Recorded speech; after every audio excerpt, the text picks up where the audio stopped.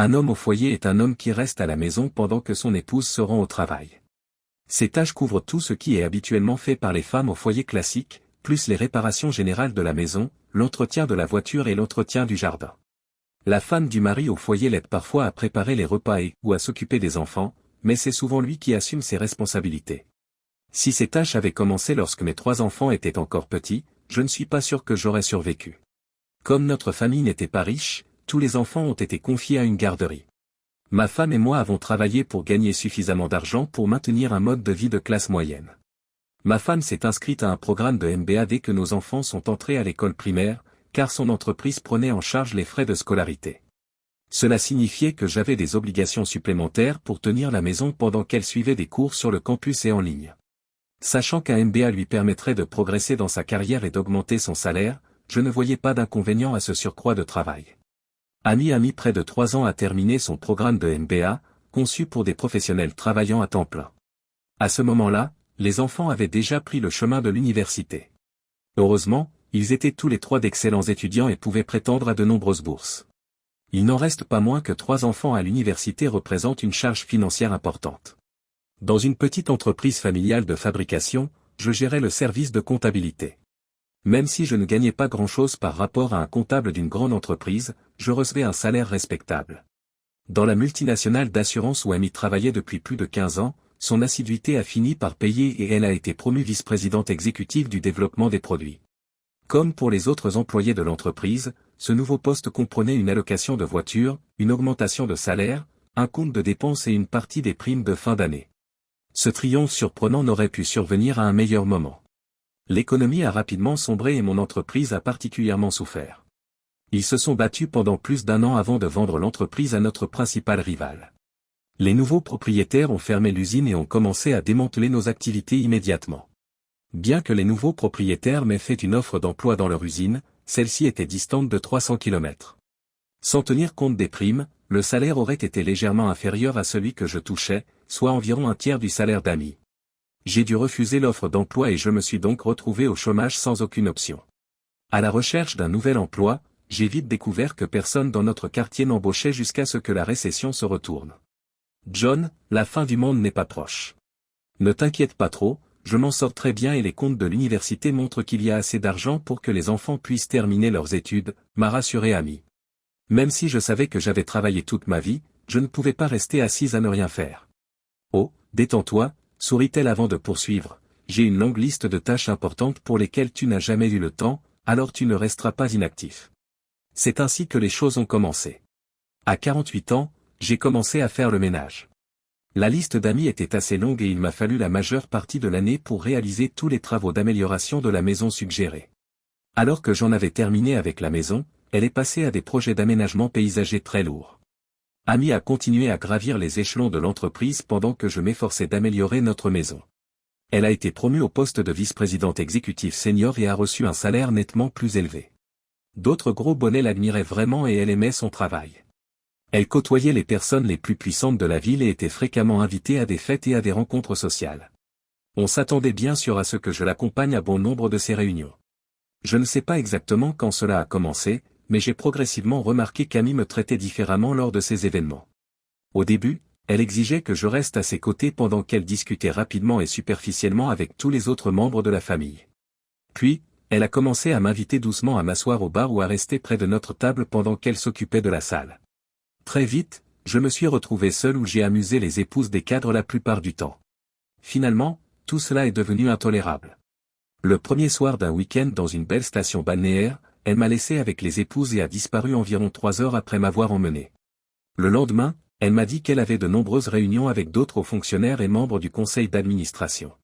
Elle m'a indiqué que les épouses avaient prévu une journée au spa. D'accord, c'est bien, me suis-je dit, mais pendant toute la journée, qu'est-ce que je suis censé faire? Je ne peux pas rester avec les femmes pendant leur bain de boue et toutes ces autres choses. John, je ne suis pas sûr, a-t-elle répondu, d'aller faire une randonnée ou quoi que ce soit d'autre. J'ai des affaires à régler et je n'ai pas le temps de te divertir. Sachant qu'elle était un peu nerveuse, j'ai contrôlé ma langue, mais je me suis juré que c'était la dernière fois qu'elle me traînait à l'une de ces réunions. D'accord, détends-toi. Ne t'occupe pas de moi. Je me débrouillerai bien. Finalement, je me suis détendu au petit bar Tiki près de la piscine. Alors que je terminais mon deuxième gin tonic, j'ai aperçu un groupe de personnes assises sous les parasols de la terrasse surélevée de l'une des grandes salles de conférence. Parmi elles, j'ai identifié Ami, accompagné d'un homme grand et élégant. D'une main dans le bas du dos, il l'a dirigé vers l'une des tables situées au bord de la terrasse. Je les observe s'installer, rapprochant leurs chaises. Il a passé son bras autour des épaules de la jeune femme. Personne d'autre ne les a rejoints, elle s'est penchée sur lui et je l'ai vu l'embrasser doucement sur la joue à plusieurs reprises. Il s'est penché pour lui chuchoter à l'oreille et lui a souri. Elle a gloussé et lui a donné une légère tape sur la main. Cela a duré environ 30 minutes avant qu'il ne se lève et retourne à l'intérieur avec tous les autres. J'ai repensé à ce que j'avais vu. Ils étaient nettement plus chaleureux que deux personnes mariées ne devraient l'être avec quelqu'un d'autre que leur partenaire. Leur comportement très agréable m'a amené à me demander ce qui pouvait se passer derrière les portes closes du bureau, puisqu'ils ne semblaient que peu préoccupés par le fait que leurs collègues puissent voir un tel comportement. Je connaissais tous ses collègues, mais je ne savais rien de l'homme avec qui elle était. Je pensais qu'il s'agissait d'un membre du conseil d'administration, mais je devais vérifier. Je suis retourné dans notre chambre pour prendre mon ordinateur portable et faire quelques recherches. Il ne m'a fallu que quelques secondes pour tomber sur une photo du président du conseil d'administration de Mi, Stevenson. Steven était marié à Margot Davis, la fille de William Davis, l'ancien directeur et fondateur de Mega. Voilà qui est plutôt intriguant. Si quelque chose se passe, Ami joue avec le feu. Le vieux Stevie a épousé la fille du patron, et son père possède toujours la majeure partie de l'entreprise. Ce soir-là, Ami était assise à côté de moi au dîner. Elle semblait s'amuser et discuter avec quelques autres PVE. À côté de moi, Diana, une femme trophée, et moi avons bavardé. Sa beauté et son sens de l'humour sauvage m'ont choqué. J'ai adoré notre conversation et je n'ai pas pu m'empêcher de jeter un coup d'œil rapide à l'incroyable décor. Elle faisait étalage de sa beauté. La musique a commencé à jouer et les lumières se sont assombries une fois les tables enlevées. Ami a saisi l'occasion pour se glisser à l'intérieur et a marmonné qu'elle allait danser avec certains de ses collègues. En plus d'une heure, c'était la première fois qu'elle m'adressait la parole. Elle n'attendit pas ma réponse, se leva et se dirigea avec un homme vers la piste de danse. Diana a soulevé un point. Commencez à vous y habituer. D'habitude, dans ce genre d'événement, nous, les femmes, passons inaperçus. Que votre mari vous laisse seul au milieu de tous ces machos me stupéfie, dit-elle en éclatant de rire. Il est en train de gagner autant de faveurs que possible, en dansant avec la femme d'un membre du conseil d'administration. Il s'attend simplement à ce que quelques petites perruques importantes m'invitent à danser et à ce que je fasse silencieusement l'éloge de chacune d'entre elles. Oh, eh bien, peut-être pourriez-vous me réserver une danse avant de commencer votre projet, a-t-elle souri. Si vous n'avez pas trop honte d'être vu avec le mari d'un PVE. Vous ne risquez pas de baver sur mon décolleté, car vous avez une vingtaine d'années de moins que mes partenaires de danse habituels. Je ne promets rien. J'essaierai de m'en empêcher, mais le décolleté est vraiment digne d'être bavé. Diana a poussé son incroyable poitrine contre moi. Je me suis retenu de baver pendant que nous dansions. Son mari est intervenu, puis l'a escortée pour la confier à son employeur, ce qui a écourté notre danse. En fait, il voulait qu'elle arrange ses biens en fonction de l'avantage qu'il en attendait. En regardant Ami danser avec de nombreux membres du conseil d'administration, je me suis assis à la table en me concentrant uniquement sur Steven Benson. L'orchestre s'est arrêté après leur 4e ou 5e danse, et elle et Benson se sont dirigés vers sa table. J'ai pensé à partir, mais j'ai préféré continuer à voir. Ami a regardé une fois dans ma direction, puis a remarqué que j'étais assis tout seul. Elle s'est approchée de la table quelques minutes plus tard pour s'asseoir en face de moi. « John, tu dois vraiment t'ennuyer. Je vous rejoindrai plus tard après m'être rafraîchi, pourquoi ne retournez-vous pas simplement dans la chambre? Oh, eh bien, l'orchestre est formidable et je n'aimerais pas terminer la soirée sans avoir au moins dansé avec ma charmante épouse. John, il s'agit d'affaires vitales maintenant, si vous pouviez me glisser dans la file d'attente. Nous en reparlerons plus tard, mais faites ce que je vous demande maintenant.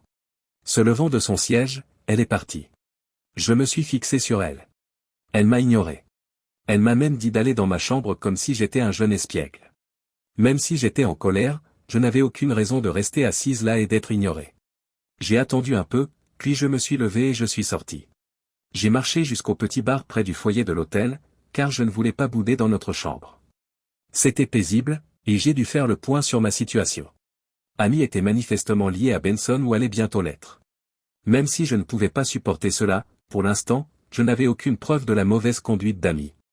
Après avoir siroté mon verre pendant un certain temps, j'ai décidé de m'arrêter là. J'ai jeté un coup d'œil à l'intérieur et je suis retourné devant la salle des fêtes. Amy dansait près de Benson, tout près d'elle. Sa main était basse sur son dos, pas exactement sur ses fesses.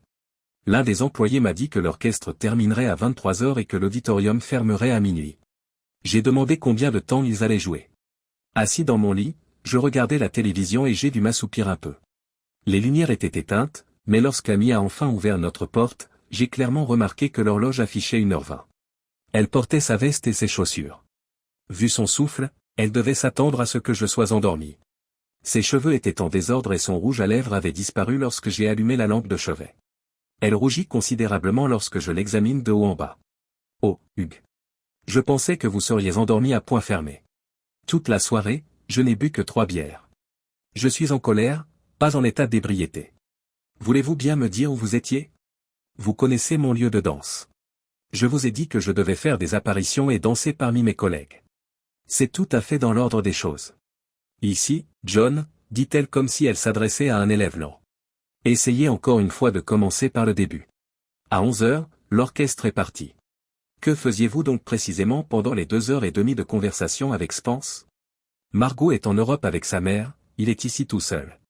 Nous sommes retournés dans sa chambre et nous avons parlé des projets de sa société et de la façon dont il pensait que je pourrais m'y intégrer.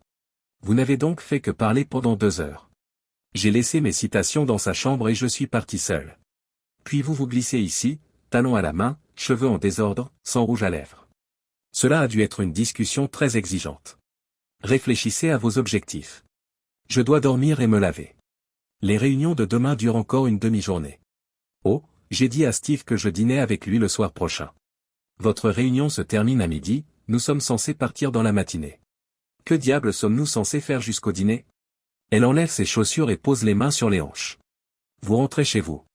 Je dîne avec Steven dans son chalet au bord du lac. Vous partez donc à midi pour passer la journée à son chalet. Quand rentrez-vous chez vous? Je ne sais pas si c'est trop tard. Je reviendrai simplement lundi matin. C'est bien ce que tu vas faire. Tu as l'intention de passer toute la journée et la nuit à faire l'amour avec ce type, puis de revenir chez moi. Premièrement, je n'ai jamais parlé de coucher avec lui, deuxièmement, c'est ma putain de maison, pas la tienne. Je la possède. J'ai vu sa bouche s'ouvrir. Amy a refusé de rembourser la dette de construction en utilisant son bonus annuel lorsque j'aurai terminé toutes les modifications de la maison. Elle a insisté pour que nous rénovions la maison. Je ne pouvais pas prétendre à un prêt hypothécaire puisque j'étais au chômage, et Amy a dit que je ne devais pas figurer sur l'acte de propriété si je ne figurais pas sur le prêt hypothécaire. Cela m'a exaspéré, mais notre déménagement était prévu. Peu après la fin des rénovations, je me suis dit que je reprendrais le travail et que je pourrais m'occuper des finances de la nouvelle maison. J'ai donc laissé couler. Elle est restée là, souriante, les mains posées sur les hanches. Je me suis levé du lit et j'ai commencé à m'habiller. En ouvrant les tiroirs, j'ai attrapé ma valise et l'ai jetée sur le lit. J'ai commencé à mettre mes vêtements dans la valise. Aujourd'hui, quoi? Tu as l'intention de t'enfuir? Vous avez l'intention d'aller où? Vous n'avez ni maison, ni emploi, ni argent. Alors, où pensez-vous aller exactement? Amy, va au diable. Je préférerais de loin dormir dans ma voiture plutôt que de te laisser t'en tirer avec ces conneries. Je ne serai pas non plus ton cocu. Je divorce de ton cul de tricheuse. Tu es bête et stupide. Tu manques de tout. C'est moi qui possède ton cul. Je génère tout l'argent sans ma présence. Tu serais à la rue. Maintenant, arrête de te comporter comme un grand enfant demain. Il faut que j'en parle à Steven, il m'aide à pourvoir le poste de directeur des opérations. Cela triplera ma prime de fin d'année et doublera mon salaire. Je pourrais nous offrir une très belle maison dans un quartier recherché. Je n'ai pas besoin de résidence supplémentaire. Je veux une femme dévouée qui s'inquiète pour notre mariage, pour moi, pour nous. Amy, je t'en prie, ne fais pas ça. Tu n'es pas obligé, bien sûr. Tu pourrais gagner cette promotion toute seule, sans dormir à côté de lui. Amy a secoué la tête, a regardé la moquette, puis a dit. Trop tard, voilà ce que c'est. Je me suis rendu compte qu'elle avait déjà partagé une nuit avec lui. Je me considérais déjà comme un partenaire. Son emploi du temps du lendemain était plus exactement le même. Je me suis détourné d'elle avec dégoût. Tu ne manques de rien. Vous m'appartenez. Je génère tout l'argent, sans ma présence, tu serais à la rue. Maintenant, arrête de te comporter comme un grand enfant. Demain, je dois en parler avec Steven, il m'aide à pourvoir le poste de chef des opérations. Cela triplera ma prime de fin d'année et doublera mon salaire. Je pourrai nous offrir une très belle maison dans un quartier recherché. Je n'ai pas besoin de résidence supplémentaire. Je veux une femme dévouée qui s'inquiète pour notre mariage, pour moi, pour nous. Ami, s'il te plaît, ne fais pas ça. Vous n'êtes pas obligé, bien sûr. Vous pourriez gagner cette promotion toute seule sans dormir à côté de lui. Ami a secoué la tête, a regardé la moquette, puis a dit, trop tard, voilà ce que c'est. J'ai alors réalisé qu'elle avait déjà partagé une nuit avec lui. Je me considérais déjà comme un partenaire. Son emploi du temps du lendemain était exactement le même. Je me suis détourné d'elle, dégoûté. Tu as partagé un lit avec lui. En ce moment même, vous êtes absolument pleine de lui. Oh mon Dieu, vous nous avez tués. Ne sois pas bête, John. Nous sommes capables de tout avoir. J'ai donc dormi à côté de lui. Ce n'est pas très important, une petite douche et je suis comme frais. Lundi matin, tout cela passera et nous serons prêts pour la vie. C'est comme ça que le jeu fonctionne. Je sais que dans quelques jours, tu auras complètement oublié. J'ai attrapé ma veste, mis mes derniers vêtements dans le sac, puis je l'ai refermé et je me suis dépêché de sortir. J'ai sauté dans ma voiture et j'ai démarré en trombe avec mon téléphone qui bipait et gazouillait. Même si je me sentais en grande partie engourdi, je savais que j'étais destiné à avoir le cœur brisé. J'ai mis le régulateur de vitesse et je me suis détendu dans mon siège tout en guidant le trafic qui se fluidifiait. En repensant aux 6 mois précédents, j'ai vu qu'Amy avait commencé à changer peu après sa première promotion. Vous avez partagé un lit avec lui. En ce moment même, vous êtes absolument pleine de lui. Oh mon Dieu, tu nous as tués. Ne sois pas bête, John. On peut tout avoir. J'ai donc dormi à côté de lui. Ce n'est pas très important, une petite douche et je suis comme neuf. Lundi matin, tout cela passera et nous serons prêts pour la vie. C'est comme ça que le jeu fonctionne. Je sais que dans quelques jours, tu auras complètement oublié tout ça. J'ai attrapé ma veste, mis mes derniers vêtements dans le sac, puis je l'ai refermé en vitesse. J'ai sauté dans ma voiture et j'ai démarré en trombe avec mon téléphone qui bipait et gazouillait. Même si je me sentais en grande partie engourdi, je savais que j'étais destiné à avoir le cœur brisé. J'ai mis le régulateur de vitesse et je me suis détendu dans mon siège tout en naviguant dans la circulation de plus en plus dense. En repensant aux 6 mois précédents, j'ai vu qu'Amy avait commencé à changer peu après sa première promotion. L'ambition et le besoin d'être reconnu comme quelqu'un d'accompli l'ont fait basculer. Elle accordait désormais une importance primordiale à la richesse et au pouvoir. Elle n'accordait plus de valeur à la famille, à la loyauté, à la fidélité et à l'amour. Le fait qu'elle ait changé et qu'elle ne soit plus la femme gentille, aimante et attentionnée que j'avais épousée m'a déprimé. Tout tournait autour d'elle maintenant, de ce qu'elle pouvait accomplir, du pouvoir qu'elle exerçait, de l'argent qu'elle gagnait. J'ai essuyé quelques larmes de tristesse pour la femme que j'avais aimée pendant 20 ans. Je me suis réveillé le lundi matin, terrorisé. J'ai appelé l'avocat avec lequel j'avais travaillé lors de mon précédent emploi. Il m'a donné le nom d'un avocat spécialisé dans le droit de la famille, j'ai appelé le cabinet pour indiquer que je souhaitais divorcer. Dixon, Maître Hawke, qui ne représente habituellement que les femmes gravement désavantagées dans les procédures de divorce, s'exprime surtout au nom des femmes au foyer dont le conjoint est adultère. L'ambition et le besoin d'être reconnue comme quelqu'un d'accompli avaient pris le dessus sur elle. Elle accordait désormais la priorité à la richesse et au pouvoir. Elle ne valorisait plus la famille, la loyauté, la fidélité et l'amour. Le fait qu'elle ait changé et qu'elle ne soit plus la femme gentille, aimante et attentionnée que j'avais épousée m'a déprimé. Tout tournait autour d'elle à présent ce qu'elle pouvait accomplir, le pouvoir qu'elle exerçait, l'argent qu'elle gagnait. J'ai essuyé quelques larmes de tristesse pour la femme que j'avais aimée pendant 20 ans. Je me suis réveillé le lundi matin, plein d'appréhension. J'ai appelé l'avocat auquel j'avais eu affaire lors de mon précédent emploi. Il m'a donné le nom d'un avocat spécialisé dans le droit de la famille et j'ai contacté le cabinet en indiquant que je demandais le divorce. La raison pour laquelle votre avocat vous a donné son nom n'est pas claire. Je vis à la maison et j'aide. Ma femme est une femme adultère qui a gardé le silence pendant une brève période et qui est un cadre supérieur. Bonjour Dieu. Pour elle, ce sera la première fois. Ici, à 11h30, vous pourriez être. À 11h20, je suis entré dans le bureau de Sally Hawke. Sa secrétaire m'a accueilli en souriant. J'ai attendu environ 20 minutes avant qu'une belle petite brune n'entre dans la salle de réception. Sally Hawke, voici Monsieur Dixon. Veuillez vous présenter dans mon bureau.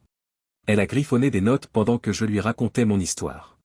Vous êtes donc homme au foyer depuis environ 2 ans?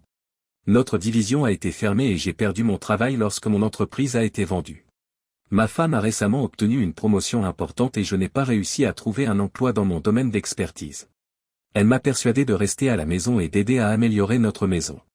La raison pour laquelle votre avocat vous a donné son nom n'est pas claire. Je vis à la maison et j'aide. Ma femme est une femme adultère, ai-je dit, alors que le silence régnait pendant un bref moment, et un cadre de haut niveau. Pour elle, ce sera une première.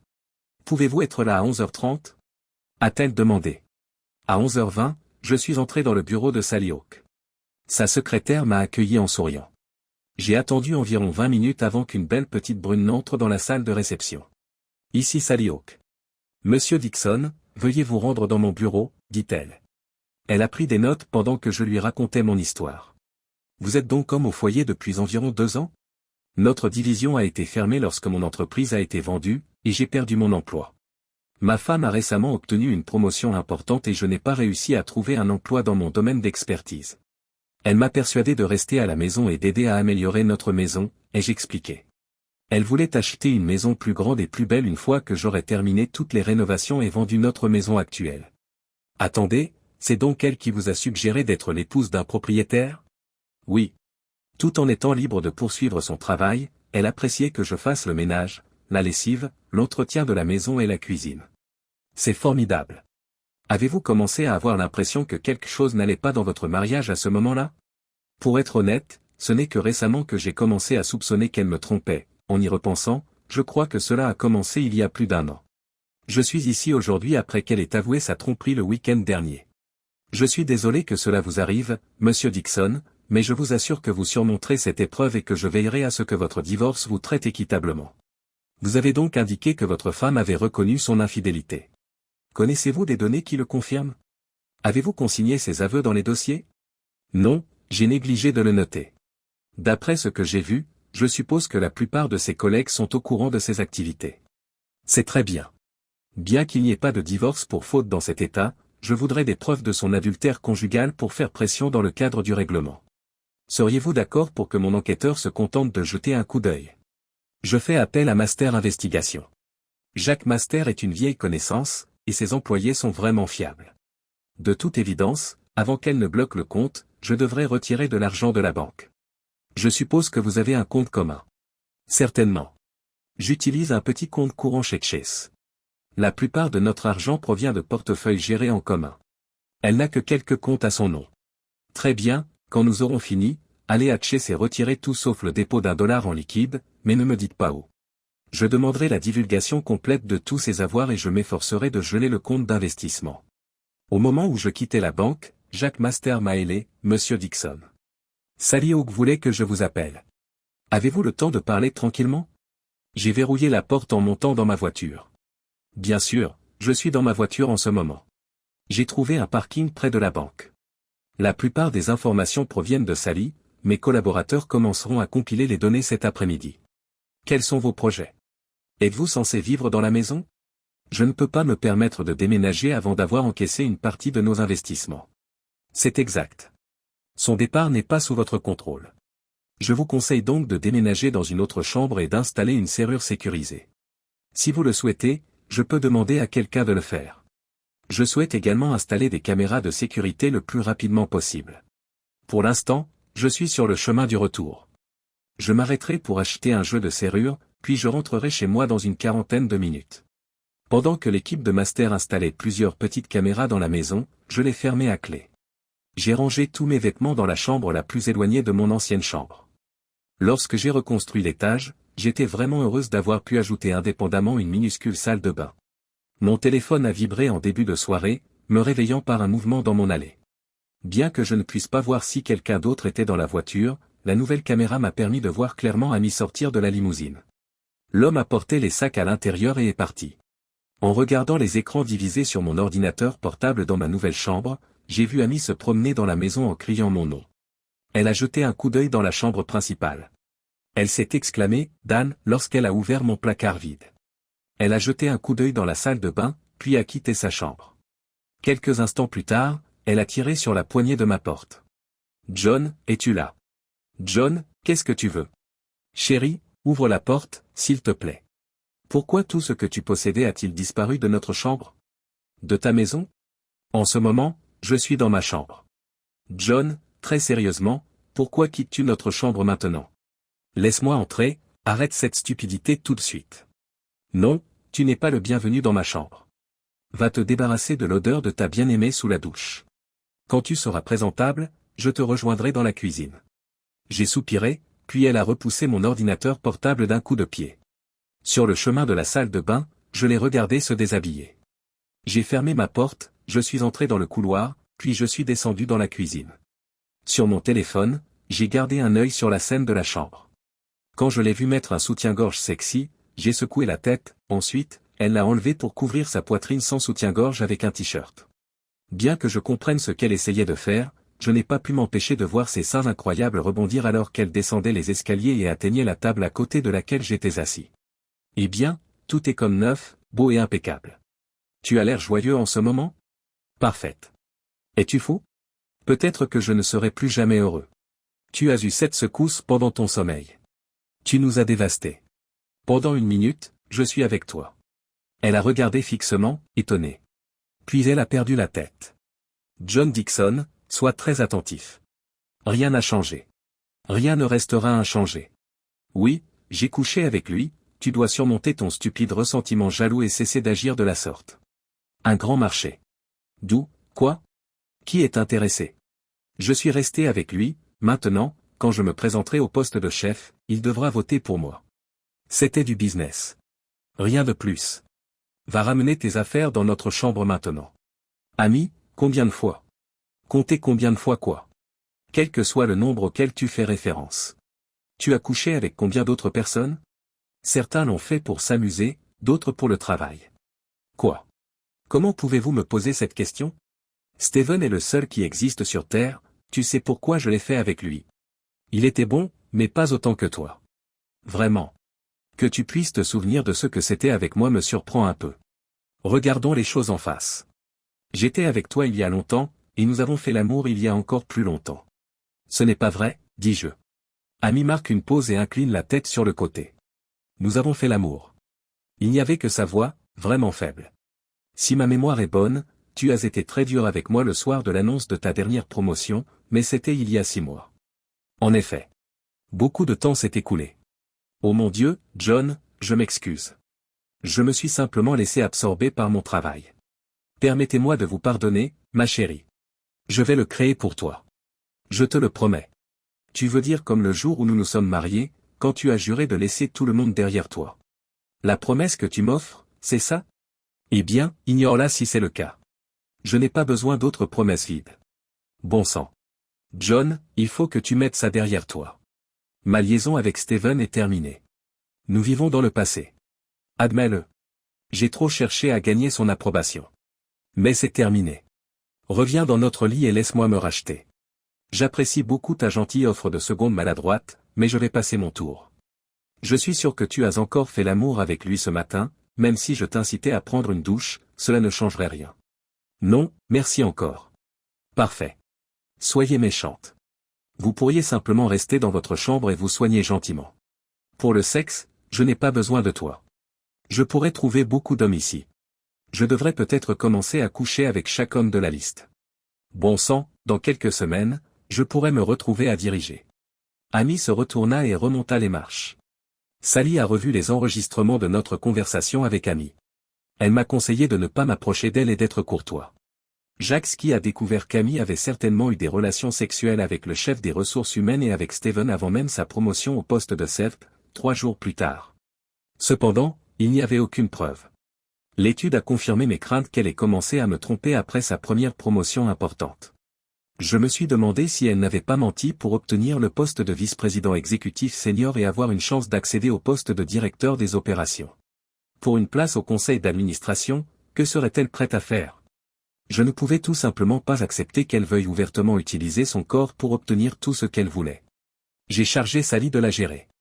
Jacques Ski a découvert le compte offshore d'Amy, et Sally a fait pression pour que soient divulgués tous les relevés de salaire d'Amy au cours des dernières années. Elle avait demandé des stock options plutôt qu'une augmentation de salaire. Sally pensait qu'Amy avait l'intention d'augmenter progressivement sa participation dans l'entreprise afin d'obtenir un siège au conseil d'administration. Sally a tenu parole. Amy a envoyé de l'argent liquide ainsi que la moitié de nos actions. Lorsque la maison sera vendue, je recevrai également la moitié de sa valeur. Après avoir divorcé de Sally, je me suis retrouvé avec près de 600 000 $ d'actions. La maison était évaluée à 650 000 $. Lors de la vente, Amy me devra donc près de 300 000 $. Je ne serai pas riche, mais je n'aurai pas faim non plus. Sally m'a présenté Carole Hillman, une femme récemment divorcée dont le mari infidèle lui avait donné une petite entreprise manufacturière. Elle a dû penser que j'étais un homme respectable. Sally a aidé Carole à comprendre qu'elle n'avait pas besoin de son mari lorsqu'il s'était enfui avec son comptable, mais qu'elle avait cruellement besoin d'un comptable compétent et m'a engagé. J'ai travaillé 3 mois avec Carole après le premier entretien. Elle m'a demandé d'examiner ses comptes, je l'ai aidé à faire le tri et j'ai même rendu une déclaration d'impôt révisée, ce qui lui a permis d'obtenir un remboursement de 3 000 $. Pour la remercier, elle m'a invité à dîner, ce que j'ai accepté avec plaisir. Carole m'a dit qu'elle se sentait seule et qu'elle avait besoin de la compagnie d'un homme après le dîner et de 2 bouteilles d'alcool. À 55 ans, nous sommes devenus des amis avec des avantages, car elle était encore une belle femme et je n'avais pas d'autres propositions. Il n'a pas été difficile de dissimuler notre amitié unique aux autres membres du personnel. Pour être tout à fait honnête, je commence à craquer pour Carole. Elle est tombée amoureuse de moi beaucoup trop vite, il faudra que je lui en parle. Amy a été nommée directrice générale environ 1 mois après la fin de mon divorce, et Steven a fait une longue déclaration au conseil d'administration pour vanter ses talents. Peu de temps avant le vote autorisant sa promotion, tous les membres du conseil d'administration ont reçu un courriel non identifié sur leur téléphone. Il contenait un enregistrement d'Amy avouant qu'elle avait couché avec Steven pour qu'il la soutienne. Le conseil d'administration décide de suivre le conseil de Steven et de nommer à nouveau William Davis directeur. Le licenciement de Steven, son ancien gendre potentiel, a été le premier geste de William dans son nouveau ancien poste. William a également nommé sa fille au poste de PDG. Margot Davis a dit à Amy Dixon que ses services n'étaient plus requis chez Mega lorsqu'elle a appelé son bureau. En passant devant l'étalage d'Amy, je me suis senti désolé d'apprendre qu'elle n'avait plus d'emploi et j'ai commencé à comprendre sa situation. D'autres clients semblaient tout aussi surpris que moi. Le gérant a renvoyé Amy sur le champ lorsqu'elle s'est mise à pleurer et à me jeter des produits à la figure. Apparemment, elle a beaucoup de mal à garder un emploi.